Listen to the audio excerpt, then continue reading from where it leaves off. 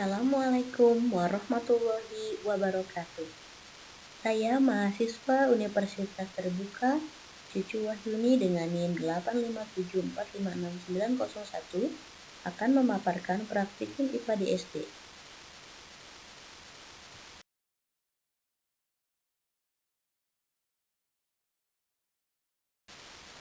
Tugas mandiri praktikum IPA di SD adalah yang pertama, simbiosis. Yang kedua, pencernaan makanan. Yang ketiga, kalor. Yang keempat, kelistrikan.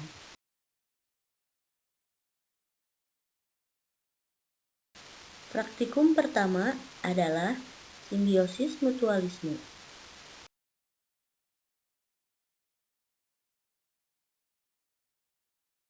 Yang pertama adalah simbiosis. Di sini saya memilih simbiosis mutualisme.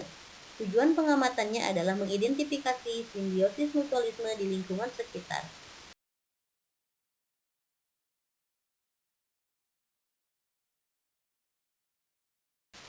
Tujuan penelitiannya mengidentifikasi simbiosis mutualisme di lingkungan sekitar. Dasar teori, dalam suatu ekosistem selalu terjadi hubungan saling ketergantungan antara makhluk hidup dengan lingkungannya. Suatu bentuk hubungan yang sangat erat antara satu spesies makhluk hidup dengan spesies makhluk hidup lainnya yang hidup bersama dalam suatu habitat tertentu yang disebut simbiosis.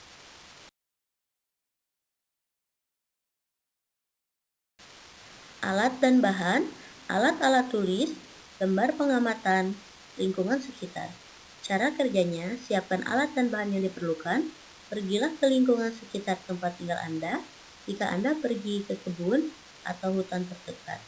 Cobalah identifikasi beberapa simbiosis mutualisme yang terjadi antara hewan dengan tumbuhan, antara hewan dengan hewan, atau antara tumbuhan dengan tumbuhan. Temukan setidaknya 5 hubungan yang terjadi.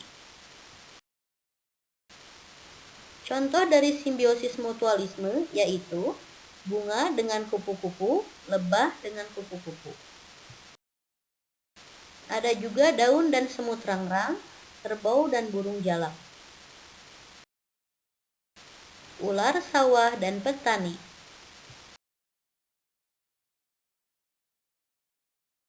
Praktikum yang kedua adalah struktur pencernaan makanan.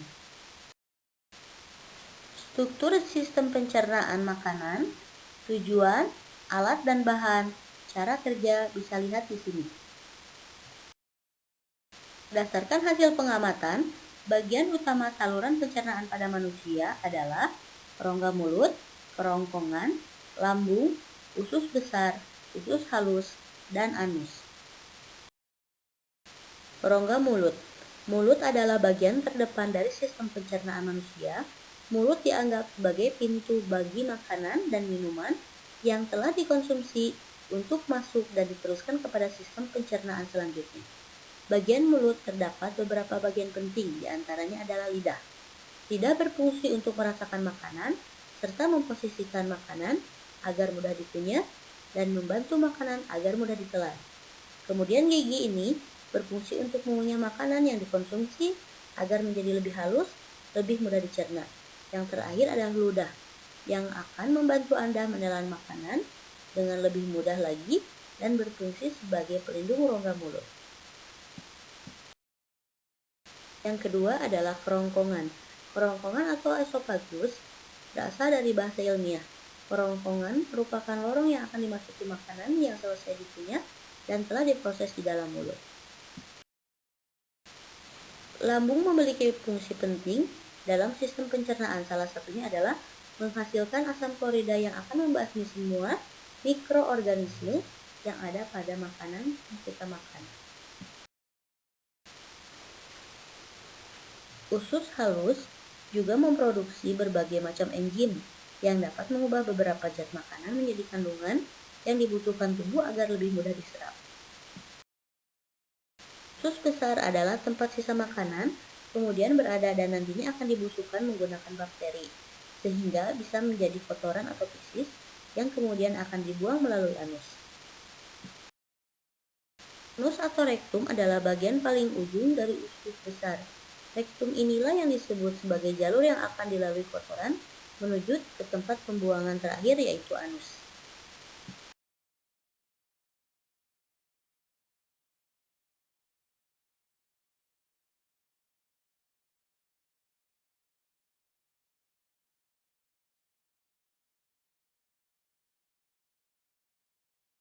Praktikum yang ketiga adalah kalor.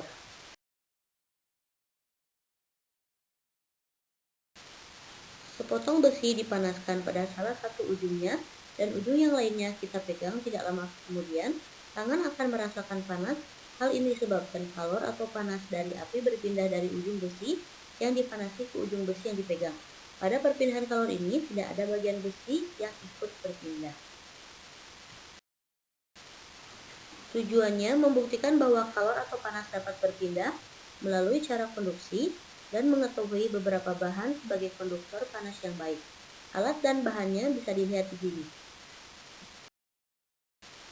Tahap kegiatan bisa kita lihat di sini juga. Lilin yang mencair pertama yaitu tembaga, yang kedua adalah kuningan, yang ketiga adalah aluminium, yang keempat adalah besi.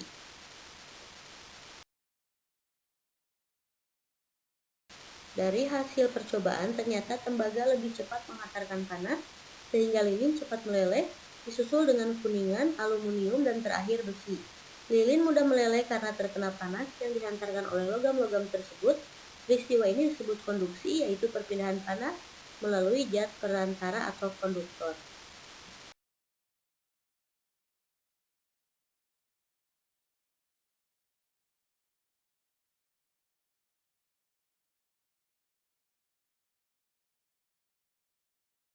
Praktikum keempat adalah kelistrikan.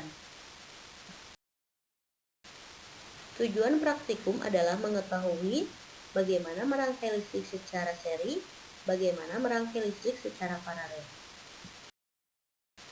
Sifat-sifat rangkaian seri adalah sebagai berikut. Sifat-sifat rangkaian paralel adalah sebagai berikut.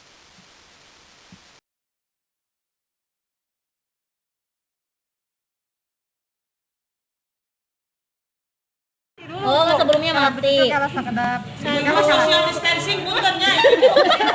Kalau beli pasar beli rugurugin. Rangkaian paralel itu jadi kalau ketika misalnya satu fokus ya. Coba dua-duanya nyala ya. Pindahin mah tas tadi apa yang ngebasok. Sekarang coba satu. Coba ada nyetrum. Hati-hati. Coba kalau ini dicopot satu bakal nyala tidak? Anak-anak. Jadi apa? Nyala karena ini rangkaian paralel. Iya, betul. Seperti di rumah kita ya. Guru beli pinter.